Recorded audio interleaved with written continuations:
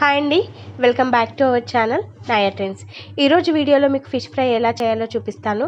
So ముందుగా అయితే ఫ్రెష్గా కడుక్కున్న ఫిషెస్ని తీసుకోండి. సో వాటికి మనం కొద్దిగా పసుపు యాడ్ చేసుకోండి. అన్నిటికీ ఫిష్లకి అంటే ముక్కలకి అన్నిటికీ పట్టే విధంగా పసుపు యాడ్ చేసుకోండి. తర్వాత మీరు కొద్దిగా ధనియాల పొడిని, పచ్చి ధనియాల పొడి ఉంటుంది చూడండి, సో దాన్ని యాడ్ చేసుకోండి. తర్వాత కొంచెం ఏంటంటే వేయింపిన జీలకర్ర అండ్ మెంతుల పొడి ఉంటుంది కదా, సో దాన్ని యాడ్ చేసుకోండి. తర్వాత ఏంటంటే కొంచెం గరం మసాలా యాడ్ చేసుకోండి. కొద్దిగా అల్లం వెల్లుల్లి పేస్ట్ ఉంటుంది కదా, సో దాన్ని తీసుకోండి.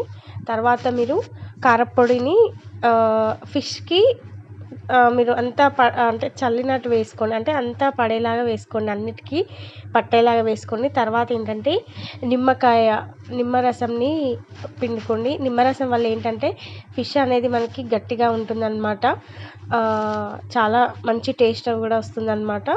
అన్నిటికీ పట్టే విధంగా చల్లుకోండి. తర్వాత ఏంటంటే మంచిగా ఈ మిశ్రమాన్ని అంతా కూడా మీరు ముక్కలకి పట్టే విధంగా పెట్టుకోండి. నేను మళ్ళీ కొంచెం నిమ్మరసాన్ని యాడ్ చేస్తున్నాను. సో మీరు ఇంకా మీకు టేస్ట్కి ఇంకా కారం ఎక్కువ కావాలి అనుకున్న వాళ్ళు కారంని ఎక్కువ కూడా మీరు యాడ్ చేసుకోవచ్చు. నేను ఇది మా పిల్లల కోసం చేస్తున్నాను, వాళ్ళు కారం ఎక్కువ తినరనమాట. సో దానివల్ల అందుకే నేను కొంచెం అలా యాడ్ చేస్తున్నాను అనమాట.